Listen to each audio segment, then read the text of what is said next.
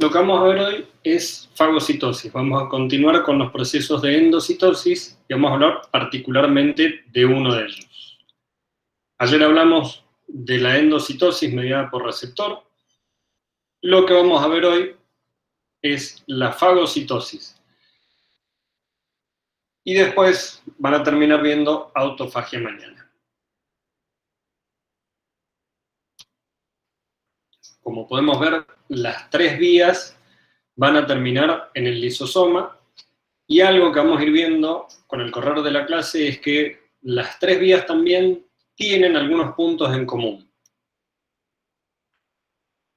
Nosotros habíamos visto ayer algunos procesos endocíticos mediados por receptor, por ejemplo, la incorporación de LDL, de hierro a través de la transferrina, de los factores de crecimiento, vimos la macropinocitosis, y ahora lo que vamos a ver es la fagocitosis. En este caso va a haber un grupo de células específicas que se van a dedicar mayormente a la fagocitosis, que son las células hospedadoras. Estas células hospedadoras tienen receptores especiales y quien va a ingresar a la célula va a tener ligandos para unirse a esos receptores. Dentro de las células hospedadoras vamos a tener los fagocitos profesionales. Entre ellos vamos a tener los monocitos, macrófagos, células dendríticas. Y después vamos a tener algunas células que son no profesionales, que son células epiteliales o fibroblastos, cuya función principal no es la fagocitosis, pero también la van a poder realizar. Lo primero que tiene que suceder para que un microorganismo ingrese a una célula es una interacción. Esa interacción va a depender tanto de la célula huésped como del microorganismo. Va a haber una adhesión inicial, donde van a estar involucrados los ligandos y los receptores de cada uno de ellos. Los ligandos van a pertenecer al microorganismo que quiere ingresar, y a su vez va a haber receptores que lo van a unir. A partir de allí va a haber una internalización, donde va a haber un rol muy importante del citoesqueleto, sobre todo en los microfilamentos de actina, y luego va a haber un tráfico intracelular de esa partícula que ha ingresado, de esa bacteria que ha ingresado, formando el fagosoma y madurando ese fagosoma.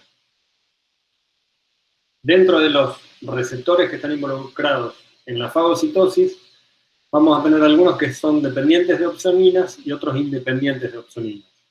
Dentro de los primeros, vamos a tener algunas inmunoglobulinas que van a reconocer anticuerpos específicamente, y vamos a tener otras integrinas, que son proteínas integrales de la membrana plasmática, que también las habíamos visto cuando hablamos de las adhesiones focales. Y por otro lado vamos a tener algunos independientes de opsoninas, que van a ser receptores a manosa, beta-glucano, que son lectinas que van a reconocer hidratos de carbono específicos de los microorganismos que van a ingresar. Por otro lado, y algo muy importante, es que hay células que van a evitar la fagocitosis, células propias del organismo. Nosotros a un fagocito profesional le podemos ofrecer una bolita de vidrio o de látex. Cuando hablo de una bolita de vidrio de látex, son muy chiquitas, y la va a fagocitar. O sea, directamente, y muchas veces se utilizan para hacer algunos experimentos, se le ofrece esas pequeñas bolitas de látex con alguna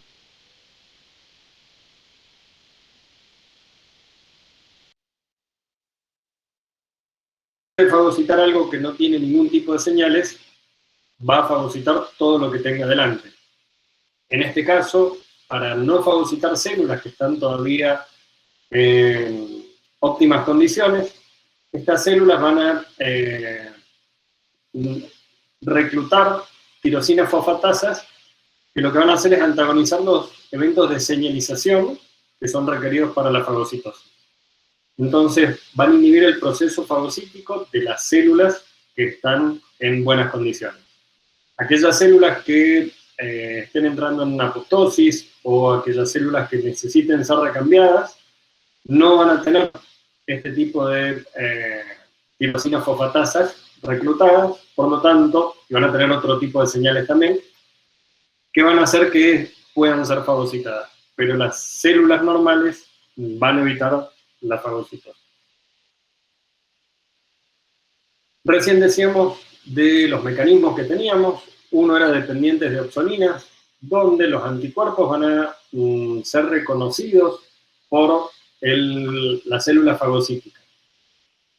Esos anticuerpos van a tener un receptor específico hacia la fracción conservada de los anticuerpos y van a reconocer distintas estructuras del microorganismo.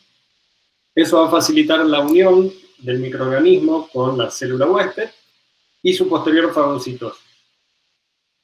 En el caso de las vías independientes de opsonina vamos a tener muchas opciones.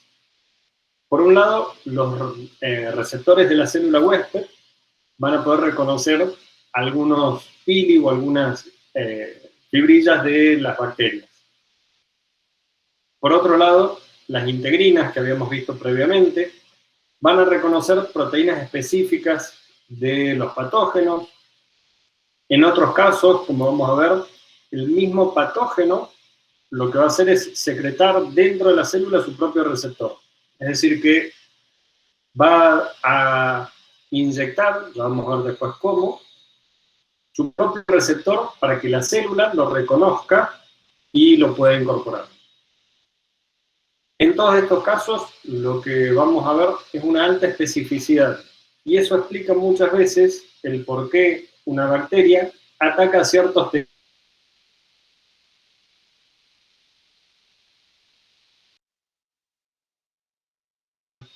Interaccionar directamente con células neuronales, otras con células hepáticas, otras con células del estómago, pero en todos los casos va a haber una interacción específica con respecto a algunos tejidos.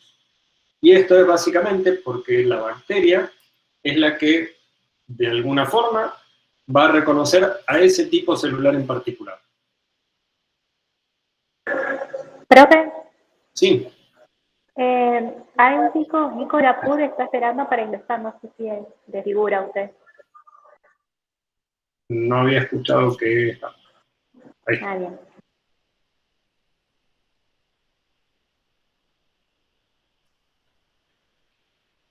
En este tipo de interacciones y en este tipo de reconocimientos son muy importantes las adhesinas. Las adhesinas son proteínas que van a ser sintetizadas por las bacterias. Esas bacterias en el pilus van a tener estas adhesinas. Esas adhesinas van a reconocer a glicolípidos de la membrana plasmática de la célula huésped. En este caso, por ejemplo, tenemos dos ejemplos, una Yersinia y una Listeria. En el caso de la Yersinia, la proteína que va a expresar es una invasina que va a tener mucha similitud con la fibronectina. Y también va a reconocer no solo los glicolípidos, sino que también a las integrinas de la célula huésped. En el caso de la Listeria, va a expresar una proteína que se une a las caderinas. Esas caderinas son proteínas que están relacionadas en la interacción entre células. Cuando nosotros hablamos de que las proteínas receptoras las pueden inyectar las mismas bacterias sobre la célula huésped, lo que estábamos hablando es de los sistemas de secreción. Estos sistemas de secreción parecen una pequeña jeringa, esto es una microscopía electrónica de sus sistemas de secreción, y hay de varios tipos, varía la composición de ellos y sobre todo en dónde van a actuar. Vamos a ver que algunos van a actuar intracelularmente. En general, para los que actúan facilitando la fagocitosis, son sistemas de secreción tipo 3. En este caso, esta parte pertenece a la bacteria, y lo que va a hacer es inyectar una serie de factores que le van a facilitar su ingreso. Como vimos recién, uno de esos factores puede ser su propio receptor, pero después vamos a ver también algunos casos que van a secretar proteínas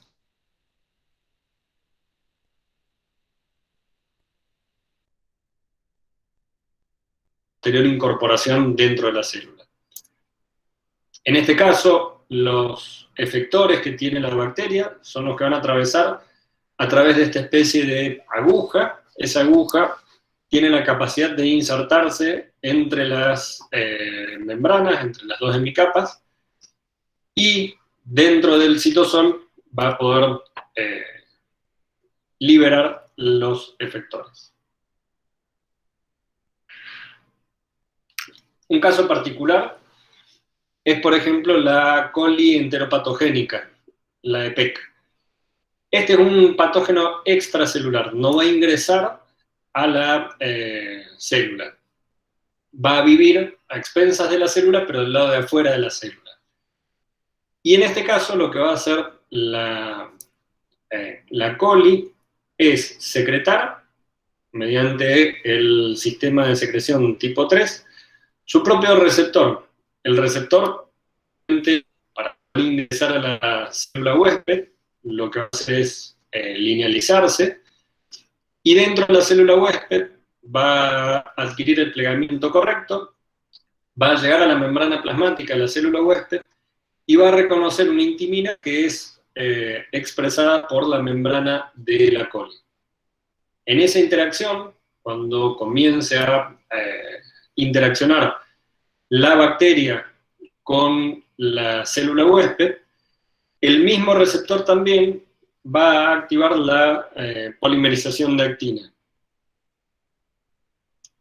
Se va a formar lo que se denomina un pedestal, que es lo que vemos en estas figuras de acá, donde hay ruffles de actina todo alrededor de la bacteria. A partir de ahí va a poder va a poder obtener de la célula huésped muchas vesículas de secreción que van a permitir su subsistencia. En algunos casos, las bacterias van a evitar la fagocitosis directamente al no entrar a la célula. Para ello, como dijimos recién, lo que van a hacer es interaccionar con alguna proteína de la membrana, como por ejemplo las integrinas que van a ser utilizadas por las yersinias, y en otros casos van a inyectar alguna proteína que le permita unirse a la membrana y de esa forma estar en contacto íntimo con la célula, pero sin la necesidad de ingresar a la célula. En todos los casos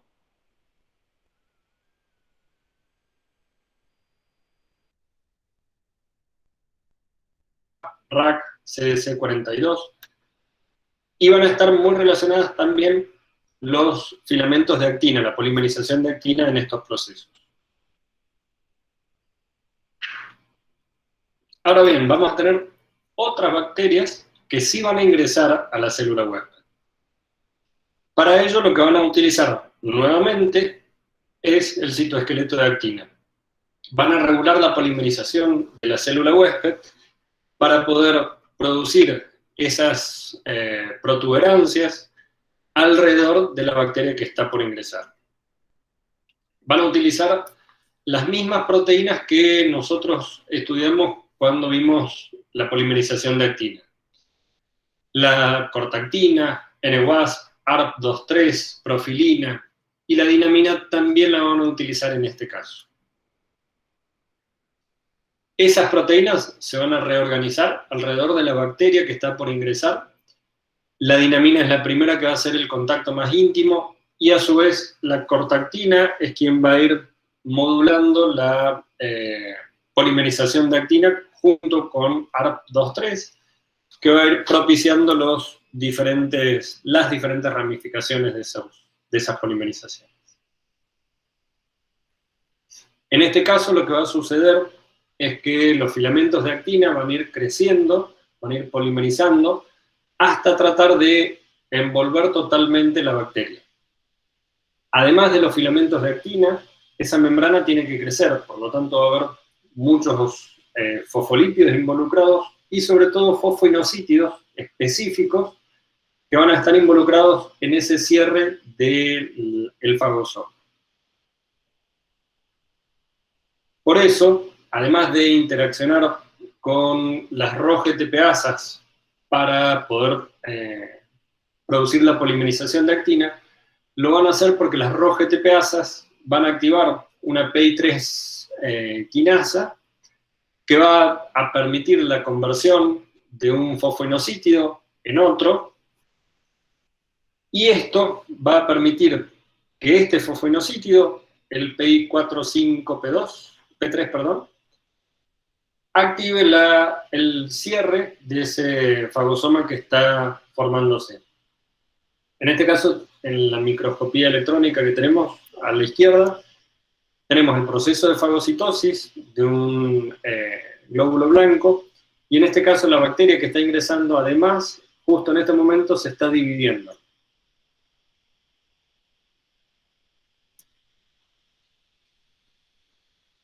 La bacteria va a poder entrar por dos mecanismos diferentes, en realidad por más de dos mecanismos diferentes, pero hay dos mecanismos que son generalmente utilizados por las bacterias. Uno es el de cremallera o zipper, y el otro es el de gatillo o trigger.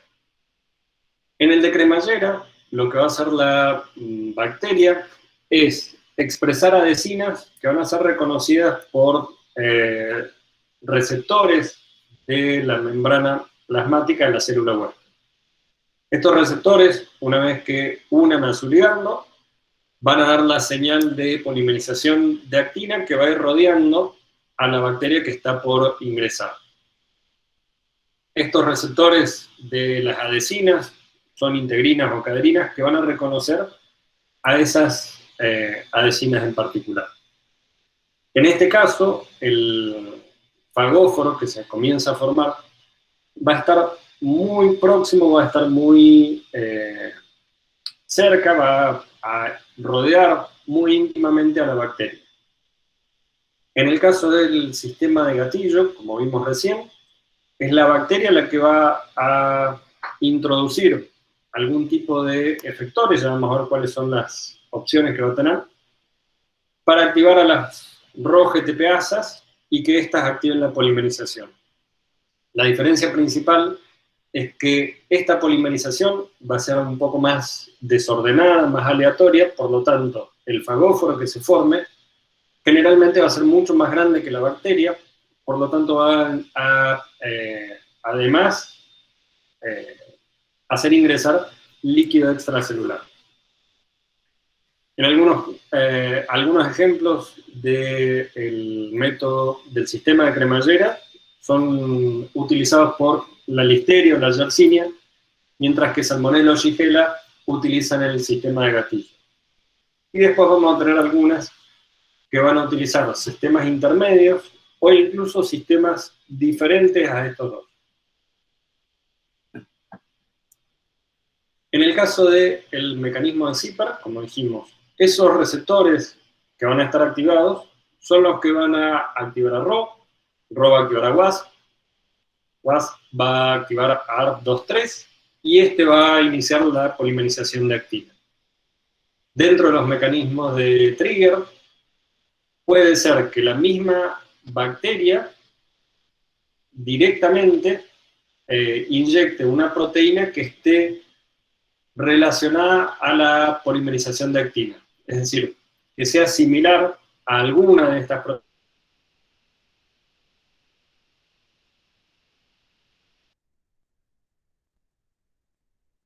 que active a alguno de los intermediarios de esta polimerización de actina. Puede activar directamente a RO, a WASP o a ARP23. A cualquiera de esos los puede activar para producir su propia fagocitosis. Lo que vemos acá son fotografías, microscopías de dos casos, uno del mecanismo de zipper, donde podemos ver cómo es un evento más ordenado y más próximo a la bacteria que está ingresando, mientras que en los mecanismos de trigger, esas acumulaciones de actina son mucho más desordenadas y en algunos casos se van a producir en zonas donde no hay bacterias, pero la polimerización se va a producir igual.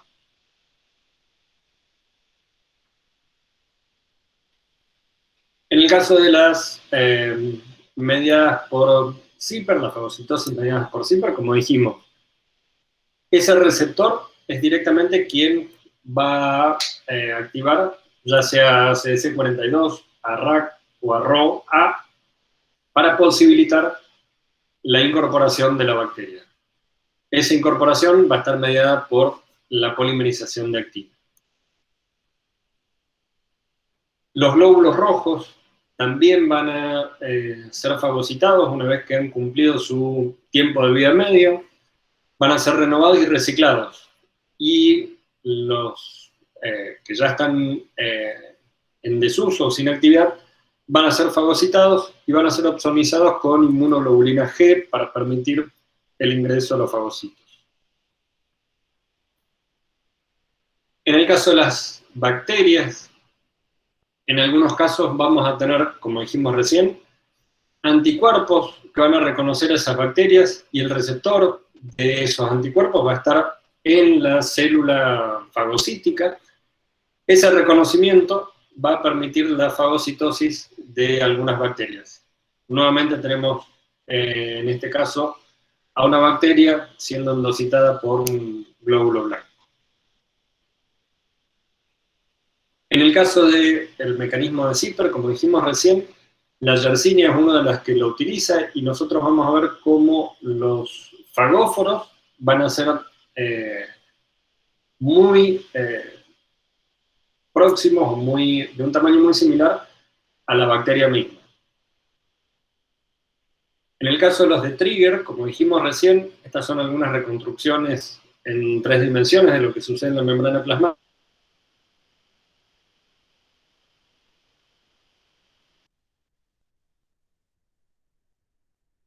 Algunas polimerizaciones en otras regiones que no están directamente involucradas con la fagocitosis de la bacteria en particular. Y cuando vemos lo que sucede en la célula una vez que ha sido fagocitada, podemos ver que la bacteria es mucho más pequeña, o es más pequeña por lo menos, que el fagosoma. Esos ruffles de membrana, esas acumulaciones de actina en las membranas, son las que se pueden ver en estas microscopías de fluorescencia, donde nosotros podemos ver la gran cantidad de actina. La actina está marcada en rojo. Fíjense la diferencia que tenemos en estas regiones de acá con lugares normales de la célula, donde la actina está mucho menos polimerizada y hay menor cantidad de actina en esas regiones.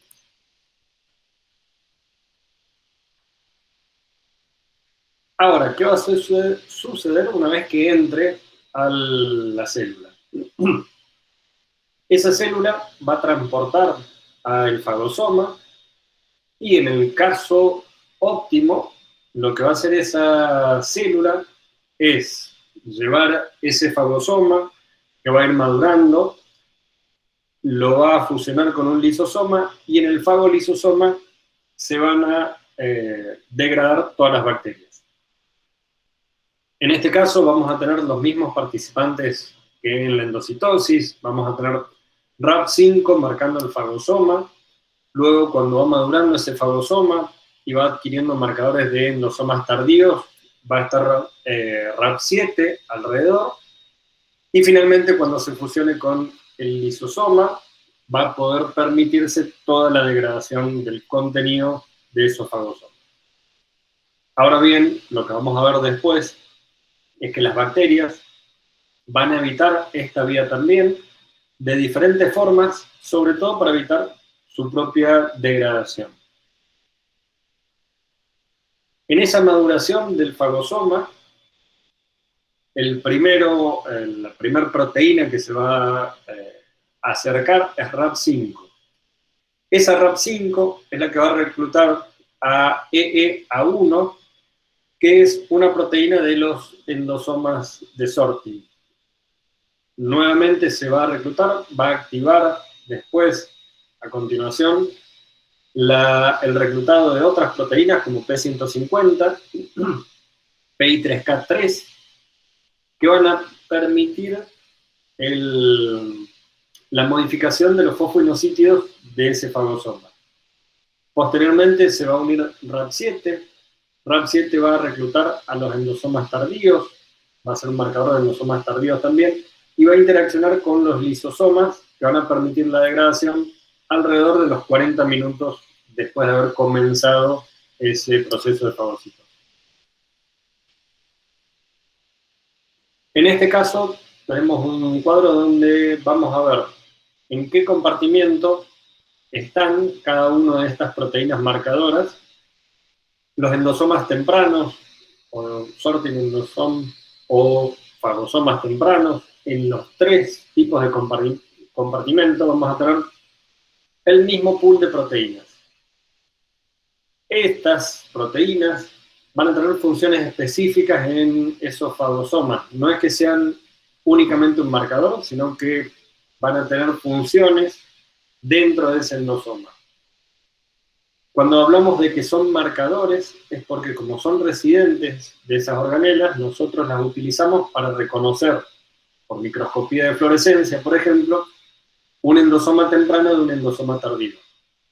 Si yo marco con un anticuerpo antisintaxina 13 y tengo una marca positiva, sé que voy a estar en presencia de un endosoma temprano. Si marco con sintaxina 7 y tengo una fluorescencia, voy a estar en presencia de un endosoma tardío o de un fagosoma tardío. Y en los lisosomas o fagolisosomas, como dijimos ayer, vamos a tener las proteínas LAM, que también están en los endosomas tardíos, y catepsina D. Lo otro que van a tener de diferente son los pH internos de cada una de esas organelas. Ahora bien, los patógenos tienen muchas estrategias para evadir esos mecanismos de defensa.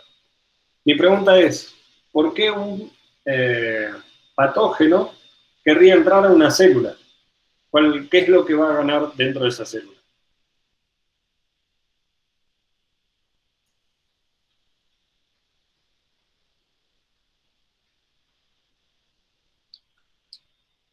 Y va a estar protegido.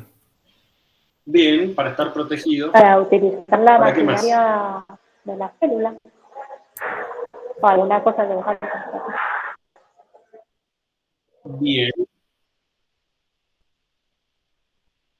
Recordemos que muchas de las bacterias tienen un genoma muy reducido, muy pequeño, que solo tiene sus funciones básicas. Entonces, muchas de las proteínas, los lípidos,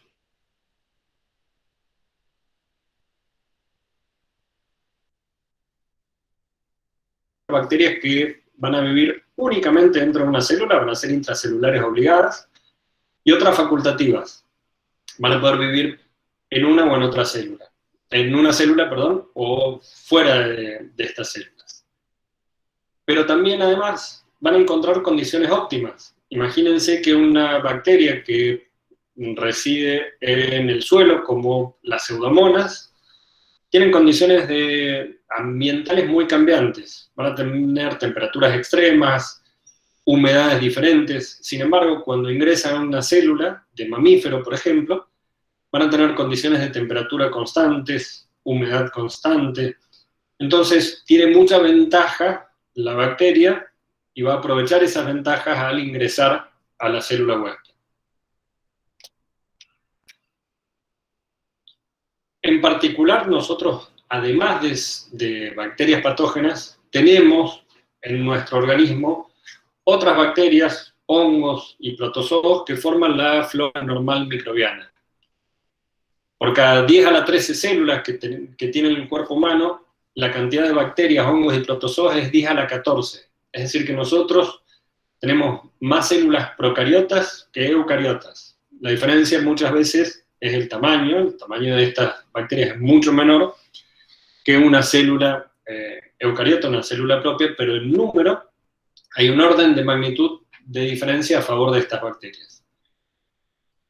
Dentro de esos genes que nosotros tenemos, hay 10 a la 5 genes exógenos, es decir, tenemos 100 veces más genes exógenos que pertenecen a este tipo de microorganismos que los propios. Y eso nos favorece porque va a expandir la capacidad metabólica que nosotros tenemos. Vamos a tener diferente relación con estas bacterias, o con las bacterias en general, que son el mutualismo, el comensalismo y el parasitismo.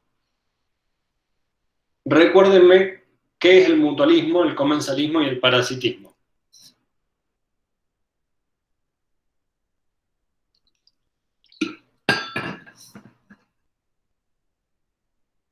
Microbiología, ¿lo vieron?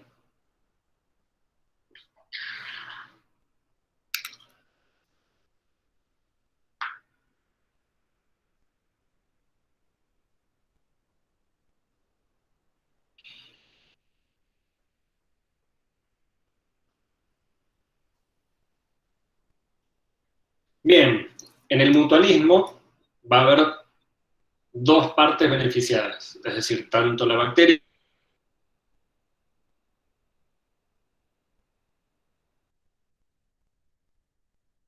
En el comensalismo hay uno que se beneficia sin detrimento del otro, y en el parasitismo uno se beneficia en detrimento del otro. En el caso de lo que vamos a ver de aquí en adelante son microorganismos patógenos, muchos de los cuales van a desarrollar enfermedades, van a causar enfermedades. De hecho, en cantidad de muertes en el mundo, las enfermedades infecciosas son, en líneas, o sea, sumadas, son mucho más muertes que causan que el mismo cáncer. La única que está por arriba de las enfermedades infecciosas son los problemas cardíacos. Pero la segunda causa de muerte en el mundo son por las enfermedades infecciosas. Y en el caso de los microorganismos, nosotros vamos a ver dos casos donde los microorganismos propios pueden llegar a generar enfermedades. Por un lado vamos a tener los microorganismos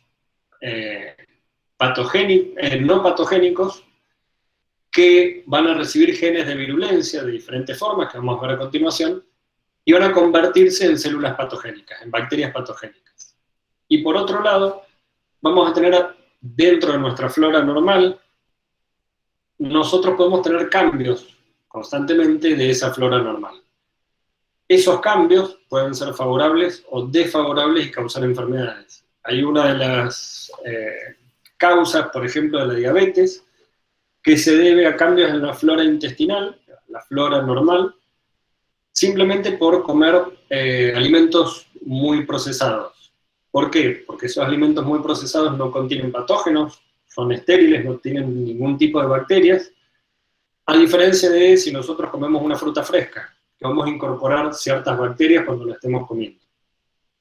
El comer en exceso, las comidas procesadas o ultraprocesadas, hace que disminuya, que cambie nuestra flora normal, y eso puede llegar a causar, por ejemplo, diabetes tipo 2. En los patógenos que nosotros podemos encontrar, van a ser muy variados. Vamos a encontrar desde virus, bacterias y algunos gusanos que van a ser células eucariotas de tamaños de hasta 30 centímetros.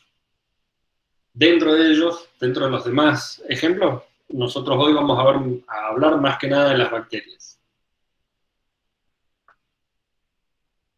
Y dentro de esos patógenos vamos a tener los obligados, los facultativos y los oportunistas.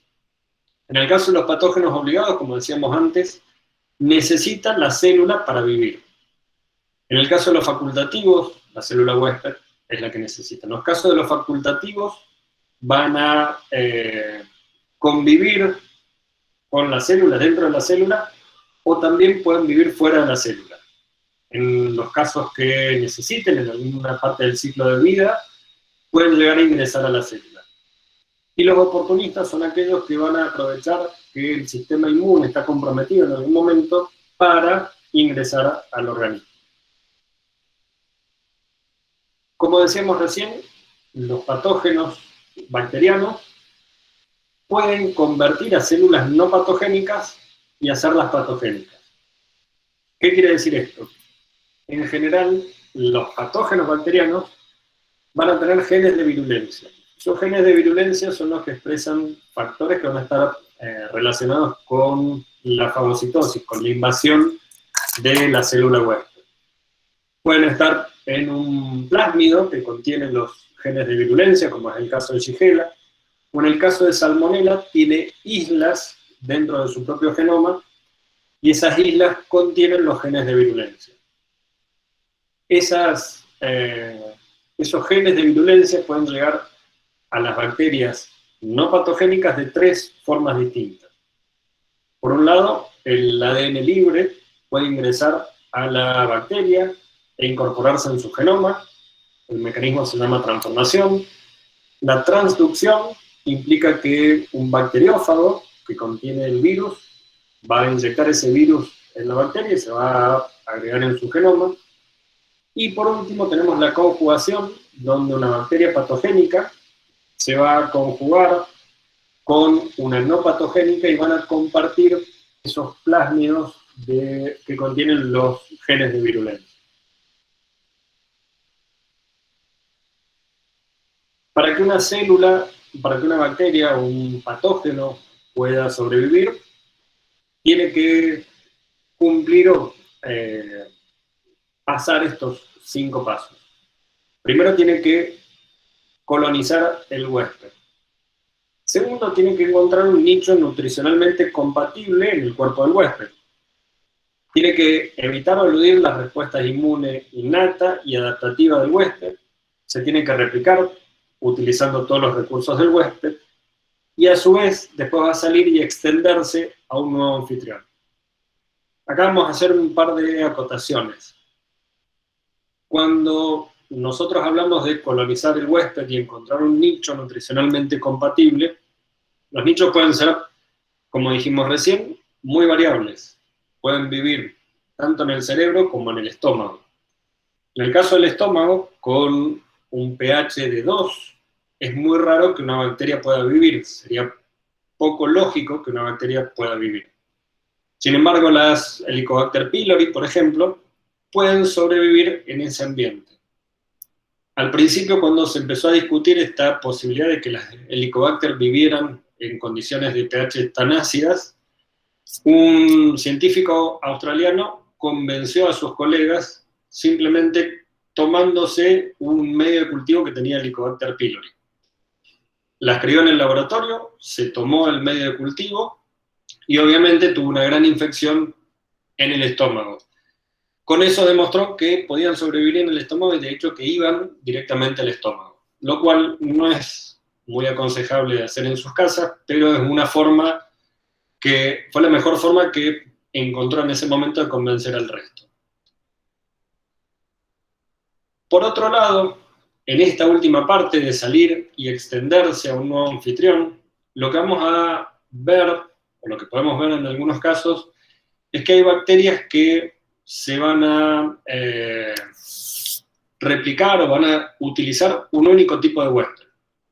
Un caso, por ejemplo, es la Neisseria gonorrea. La Neisseria gonorrea es específica de seres humanos. Pero después vamos a tener algunas bacterias, como la Salmonella, que puede utilizar diferentes tipos de huésped. No solo el humano, sino también puede utilizar cerdos, puede utilizar aves como los pollos. Se van a ir adaptando a cada uno de sus nuevos anfitriones. Los microorganismos evolucionan muy rápidamente. De hecho, para poder encontrar un nicho nutricionalmente compatible, evitar la respuesta inmune, replicarse utilizando los recursos del huésped y extenderse a otros anfitriones, lo que hacen es ir cambiando su genoma. Su genoma tiene 2 ventajas. Primero, al ser tan pequeño, las variaciones de algunas mutaciones se notan mucho más en el genoma de una bacteria que en el genoma humano. Los mecanismos de control de la replicación del ADN son más pequeños, porque eso también favorece las mutaciones que pueden ser beneficiosas para esas bacterias. Para que tengan una idea, para que el genoma humano cambie en un 2%, tienen que pasar varios millones de años. Para que el genoma bacteriano cambie un 2%, con 5 días es suficiente. Entonces, en esta guerra de la evolución, vamos en desventaja, pero nosotros, además de nuestro sistema inmune, hemos podido desarrollar vacunas, drogas antimicrobianas, pruebas de sangre rutinarias que nos permiten reconocer, en primer lugar, la bacteria, reconocer la infección, poder medir la carga bacteriana que nosotros tenemos y, sobre todo, con las drogas y las vacunas, evitar el ataque de estas bacterias. Como decíamos recién, además de los virus y las células eucariotas que van a colonizar nuestros cuerpos, lo que vamos a hablar mayormente hoy son de las bacterias. Esas bacterias van a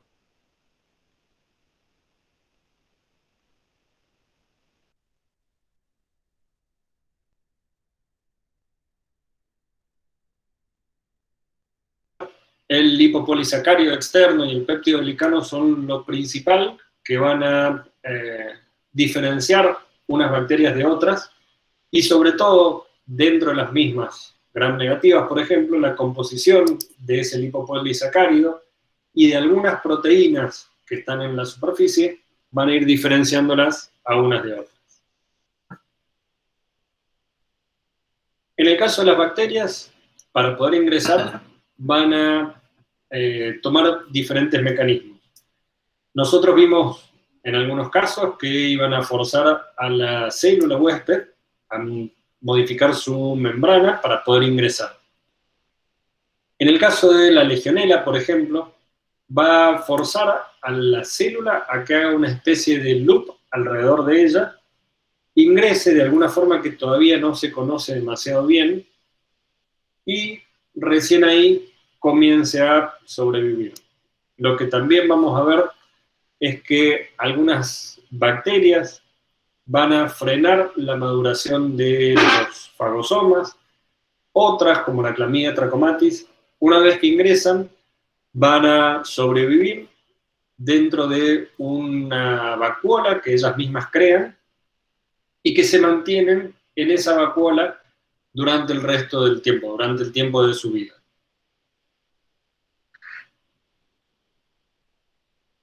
Como dijimos antes, la bacteria que ingresa a la célula huésped va a intentar sobrevivir. Por lo tanto, tiene que evitar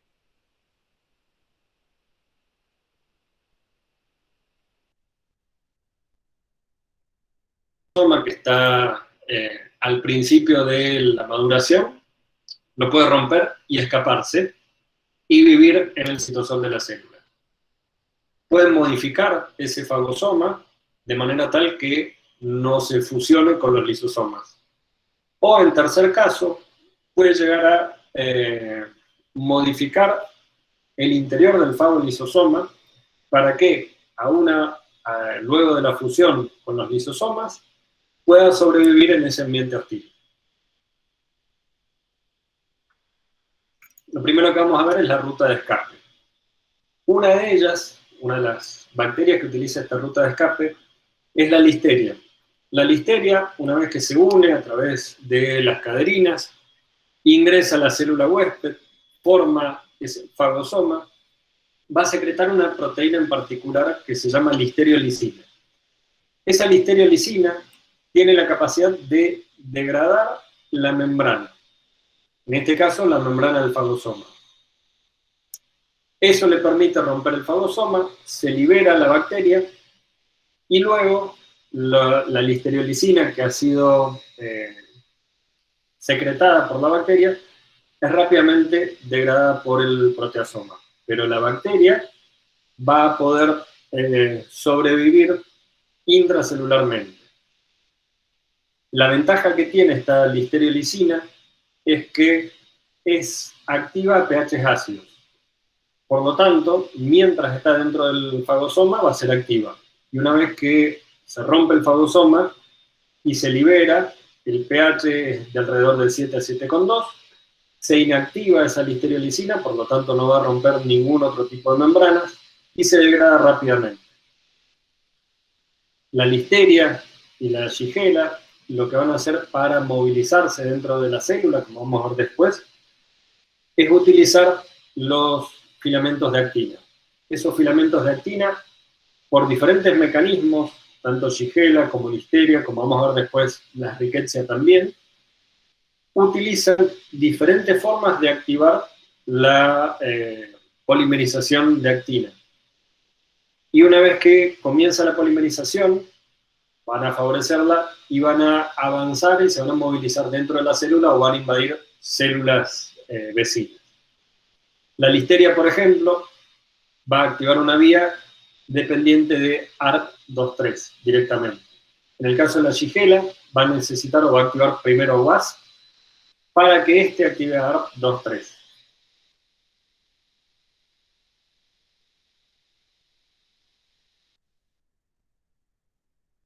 Activar directamente a la polimerización de los filamentos.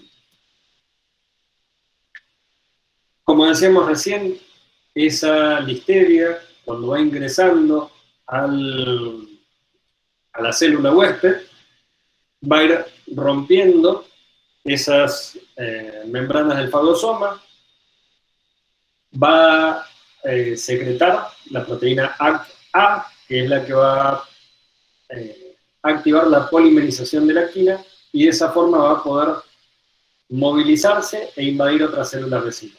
Todo eso que hemos dicho acá, todos esos procesos, los tenemos ilustrados con microscopías electrónicas alrededor de la figura, donde podemos ver cómo se va dividiendo esa célula y cómo de repente comienza la polimerización de los filamentos de actina, cómo se moviliza a través de la célula y cómo genera esas protrusiones para poder invadir con la misma protrusión la célula vecina.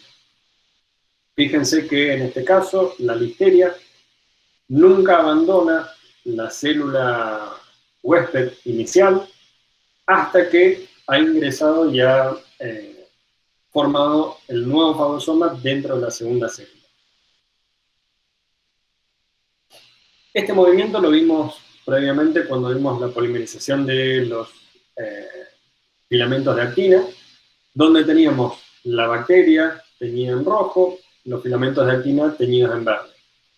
Y de esa forma podemos ver cómo la polimerización está mucho más activada en esas regiones donde están las bacterias. Y como dijimos, esas bacterias han evolucionado por vías diferentes, ya que algunas van a activar directamente a ARP23, otras a WAS, y otras como la rickettsia van a activar directamente a la polimerización de actina con sus propias proteínas. En el caso del Trypanosoma cruzi, no es una bacteria, es un protozoo. Este va a ingresar por un mecanismo diferente a las células. En particular, lo que va a hacer el Trypanosoma cruzi es, una vez que ha sido reconocido por la célula huésped, va a aumentar la concentración de calcio regionalmente, y ese aumento de la concentración de calcio lo que va a hacer es atraer hacia sí los lisosomas. Esos lisosomas se van a fusionar con la membrana plasmática, y al fusionarse con la membrana plasmática aumentan el tamaño.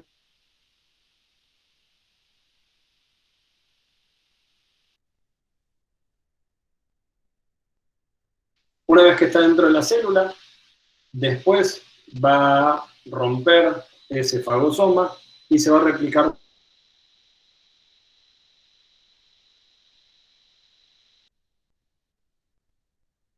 El mecanismo de defensa son los lisosomas. ¿Por qué reclutaría lisosomas?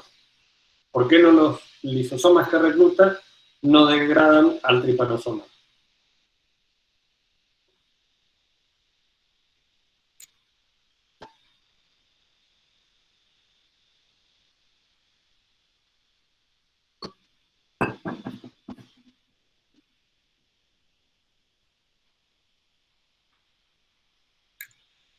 Básicamente porque esos lisosomas tienen un pH ácido que hace que las enzimas que están contenidas en él puedan tener su actividad máxima a pH de 4 a 4,5, y cuando se fusionan con la membrana, el pH cambia rápidamente, va a 7, y eso hace que se inactiven todas las hidrolasas que están contenidas. Por otro lado, van a tener mecanismos de ingreso que son independientes de los lisosomas, donde va a ingresar directamente, va a formar un endosoma temprano, y va a recibir los lisosomas, y después, posteriormente, va a romper esa vacuola para liberarse al citosol.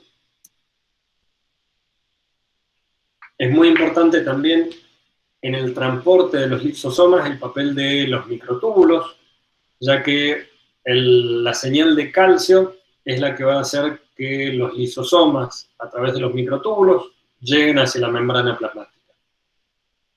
¿Cómo es la primera parte del mecanismo? Es decir, ¿qué hace el tripanosoma para que se desencadene este aumento regional de calcio? Se desconoce aún, de la misma forma que se desconoce cuál es el receptor o la proteína que está involucrada en esa primera interacción. Otra de los que van a ingresar por mecanismos diferentes a los que vimos anteriormente es, por ejemplo, el toxoplasma. Lo que va a hacer es generar un cambio en el citoesqueleto, pero en el propio. No lo va a hacer con la célula huésped, sino que va a generar un cambio de actina para formar una estructura que se denomina conoide. Ese conoide se va a unir a las membranas y va a comenzar a empujar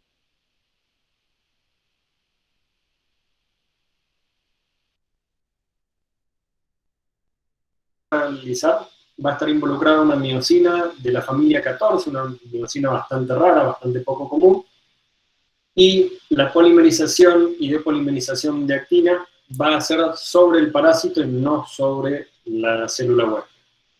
Una vez que ingrese, nuevamente se va a replicar dentro de una vacuola y luego va a alisar esa vacuola para liberar los parásitos e invadir otras células. El segundo mecanismo es evitar la fusión con los lisosomas. En este caso, como dijimos recién, esos fagosomas modificados, si se fusionan con los lisosomas, van a producir la lisis de todo lo que esté allí adentro. Hay algunas bacterias que van a evitar esa vía y van a residir en fagosomas y los van a modificar a su favor. Una de ellas, por ejemplo, es la brucela. La brucela va a tener, en primer lugar, algunos marcadores de endosomas tempranos. Después va a adquirir marcadores de endosomas tardíos, pero va a evitar la fusión con los lisosomas, secretando ciertas proteínas que lo que van a hacer es frenar esa fusión. No van a ser reconocidas por los lisosomas para producir la fusión. Aun cuando tengan marcadores como LAM, que son marcadores de endosomas tardíos, lo que van a evitar es que el lisosoma sea que se fusione con ese fagosoma. Y como dijimos recién, lo van a hacer a través de secretar algunas proteínas que van a llegar a la membrana de ese fagosoma.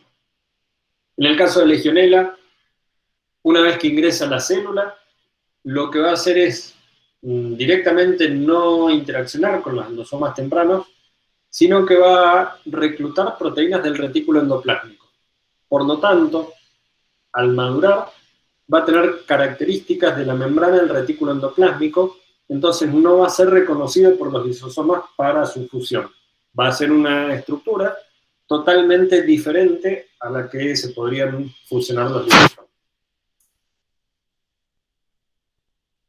Acá tenemos en la microscopía electrónica cómo esa Legionella, que habíamos visto que tenía un mecanismo diferente de fagocitosis, donde se producía esa especie de loop alrededor de la Legionella, y una vez que ingresa a la célula huésped, lo que va a hacer es utilizar un sistema de secreción, en este caso tipo 4, que va a secretar proteínas efectoras que van a bloquear la fusión con el fagosoma y que a su vez van a reclutar algunas vesículas que provienen del retículo endoplásmico. Esas vesículas que provienen del retículo endoplásmico que probablemente y originalmente fueran a formar o a fusionarse con el complejo de Golgi, son captadas por la vacuola que contiene a la legionela y de esa forma va a sobrevivir dentro de esa nueva vacuola y donde se va a multiplicar. En el caso de la Leishmania también va a evitar la fusión con los lisosomas y lo va a hacer sintetizando proteínas que van a evitar el contacto con el lisosoma. Aun cuando se fusionen, va a estar protegida de esas hidrolasas. Y finalmente vamos a tener aquellas que van a sobrevivir con los fagolisosomas, en los fagolisosomas. Ese es el caso de Salmonella, por ejemplo, que nuevamente lo que va a hacer es frenar o demorar la maduración endosomal, nuevamente utilizando un sistema de secreción, en este caso tipo 3, donde las vacuolas que contienen a las salmonelas van a interaccionar y van a inducir el movimiento por los microtúbulos a través de las quinesinas, y lo que van a hacer es secretar proteínas que van a demorar la maduración de esos endosomas. Acá tenemos nuevamente algunos de los ejemplos que vimos recién, en diferentes características, algunos de los cuales van a evitar la fusión con los lisosomas y otros van a poder sobrevivir dentro de los lisosomas, de los fagolisosomas. Otra característica que presentan muchas bacterias, como dijimos recién, era la capacidad de mutación. Pero además de la capacidad de mutación, van a presentar variación antigénica y variaciones de fase. Cuando hablamos de variación antigénica, los antígenos que presentan en su superficie son aquellos que van a ser reconocidos por los anticuerpos y que van a permitir que se elimine esa bacteria. Lo que hacen muchas bacterias, particularmente la Neisseria gonorrea, es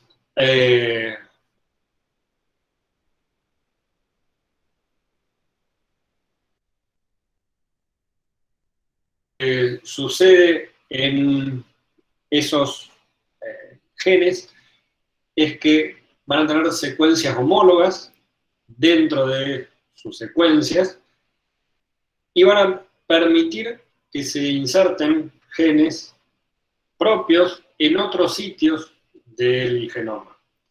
Eso va a hacer que, por ejemplo, el gen que codifica para el pili, para un tipo de pili, en este caso el pili-E, se conjugue con un fragmento del gen que codifica para el pili-S, y ahora tengamos una variante de ese pili, que era el que iba a ser reconocido por los anticuerpos, que tiene un fragmento correspondiente al pili original y otro que corresponde al pili-S, es decir, a otro tipo de antígeno. Esas variaciones las van haciendo en los distintos ciclos de vida de la misma bacteria, por lo tanto, en un momento dado nosotros podemos tener en un infectado con gonorrea distintas variaciones de esa misma bacteria en un mismo paciente. En el caso de la resistencia a los antibióticos, que vamos a ver después, que generan también las bacterias, nosotros vamos a recordar rápidamente cuáles son las actividades más comunes de los antibióticos. Pueden atacar directamente a la membrana de la bacteria, a las girasas, a las polimerasas, a las proteínas de síntesis de los ribosomas, de la vía del ácido fólico y a la pared celular. Esos antibióticos gracias a la evolución natural de las bacterias, al uso inadecuado de los antibióticos, a la mala calidad de los antibióticos y al deficiente control y prevención, han permitido que las bacterias generen resistencia a esos antibióticos. Como dijimos antes, la evolución natural hace que la bacteria vaya secretando o vaya generando algunas mutaciones que le permiten secretar factores que degraden los antibióticos o que las hagan resistentes a esos antibióticos. En el caso del uso inadecuado de los antibióticos, lo más común es por abandonar demasiado tempranamente el tratamiento. Lo que sucede generalmente es: tengo una infección bacteriana, tomo antibióticos, me empiezo a sentir bien, corto el tratamiento. Y eso es lo que ayuda a la bacteria a generar resistencia a esos antibióticos. La mala calidad de los antibióticos es porque si el antibiótico no es de buena calidad, muchas veces el principio activo de ese antibiótico no está en las concentraciones óptimas de actividad, y eso hace que al agregarle una cantidad menor que la que mata a la bacteria, nosotros generemos esa resistencia. En el caso de las bacterias que han generado resistencia a los antibióticos, algunos de cuarta y quinta generación, hace alrededor de 6-7 años, la Organización Mundial de la Salud emitió una alerta alertando o incentivando los laboratorios de investigación para que desarrollaran antibióticos para 12 bacterias en particular. De esas 12 bacterias hay 3 que están en prioridad crítica, es decir, son las más urgentes para generar los antibióticos, otras con prioridad elevada y otras de prioridad media.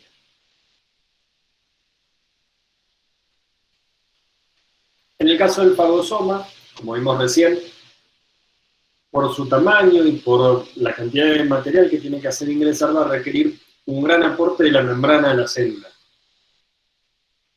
Ahora bien, ¿de dónde viene toda esa membrana? Los que aportan membrana a esas fagosomas que se están formando van a ser mayormente el retículo endoplásmico. El retículo endoplásmico nosotros estamos acostumbrados a verlo en las figuras de las células como una red que está próxima al núcleo, pero en realidad el retículo endoplásmico está alrededor de toda la célula. Vamos a tener el retículo endoplásmico haciendo contacto con todas las organelas prácticamente, con la membrana plasmática, y por lo tanto el principal dador de membrana es el retículo endoplásmico. También vamos a tener los endosomas de reciclado, que vimos ayer que llegaban desde el interior hacia la membrana plasmática, y los lisosomas en algunos casos muy particulares, como por ejemplo el del Trypanosoma cruzi.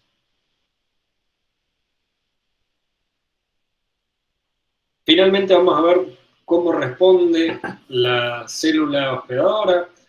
Básicamente vamos a nombrar al estallido respiratorio, la actividad de las defensinas, los lisosomas y la presentación de antígenos, y de esa forma, a través del sistema inmune, va a poder responder a esa invasión de bacterias. Lo que va a hacer siempre la bacteria es evitar ese sistema de defensa, pero en la mayoría de los casos las células pueden responder positivamente y eliminar la bacteria antes de que genere una infección.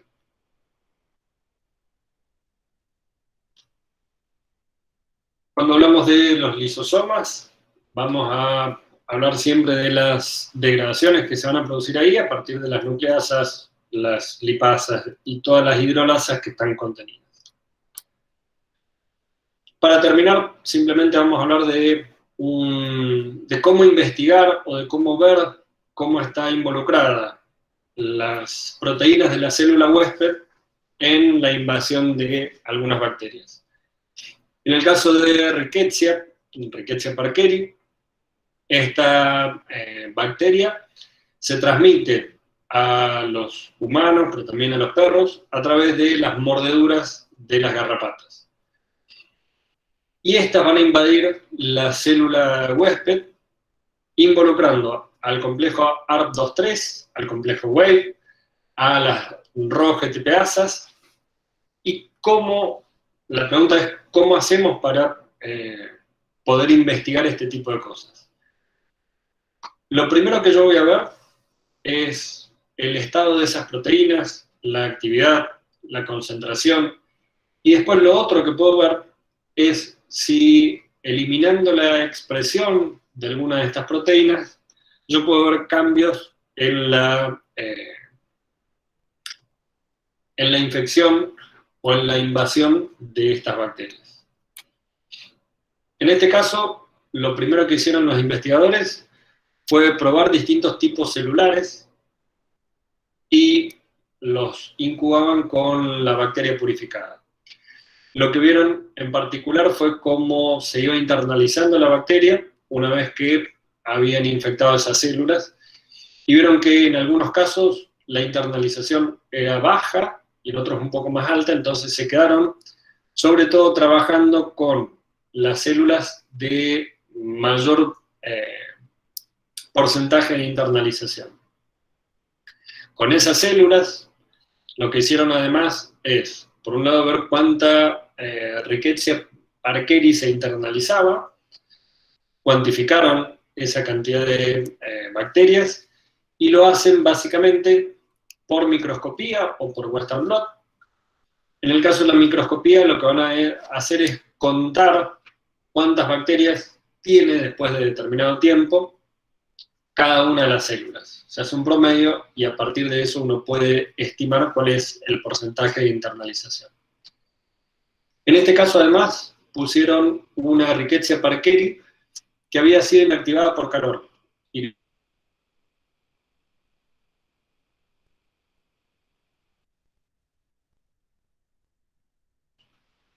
Y compararon con otras bacterias, como la coli o la listeria, y vieron qué porcentaje invadía o qué cantidad de internalización tenían cada una de ellas.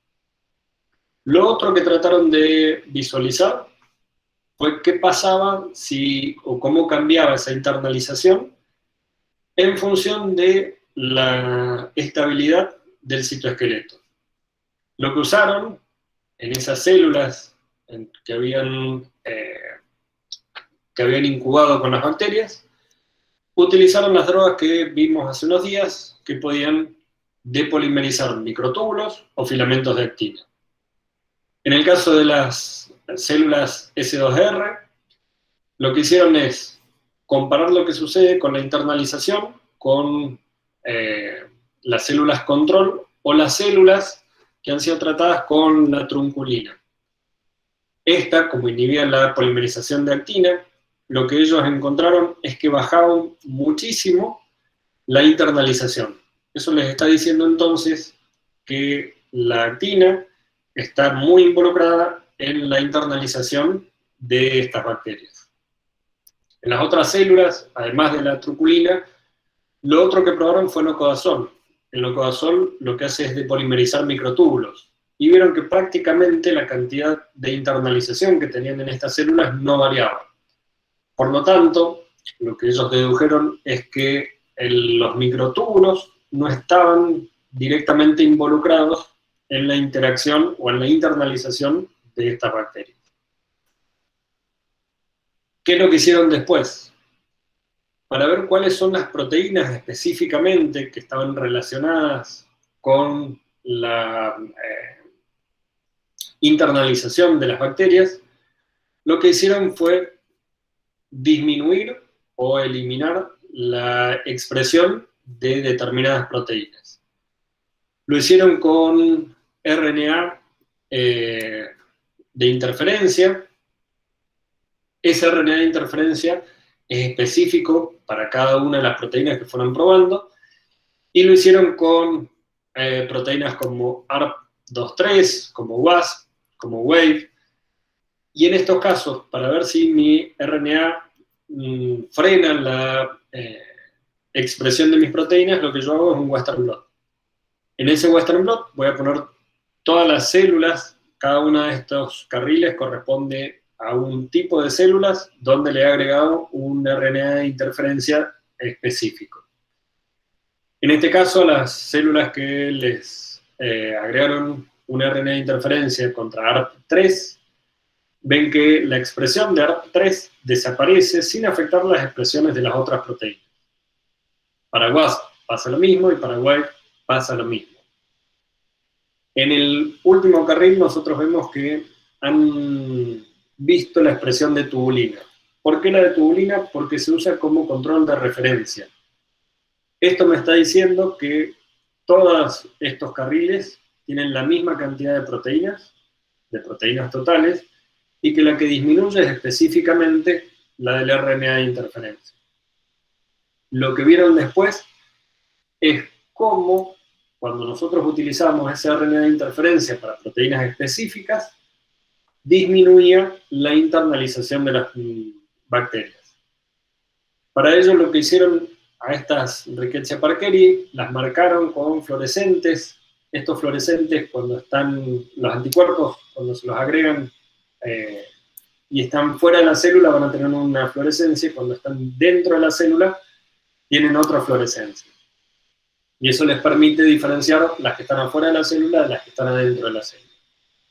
Cuando hacen el conteo de estas células, lo que vieron es que bajaba drásticamente la internalización cuando disminuían la expresión de proteínas como WAVE o como RAC1 y RAC2, y en esos casos lo que hicieron fue tratar de hacer un mapeo de cómo sería la secuencia de eventos de esa invasión. Ya se sabía de antemano que había un receptor de membrana que se llama Q70 que reconoce a una proteína OM de Rickettsia. A partir de allí ingresa y lo que hace es modificar la actividad de RAC1 y de CLC42 para de esa forma activar vía WAVE la polimerización de actina. Se desconoce cómo todavía activa directamente a ARP23. Hay una proteína efectora que no ha sido reconocida aún y que es la que interacciona directamente con ARP23 para permitir su invasión.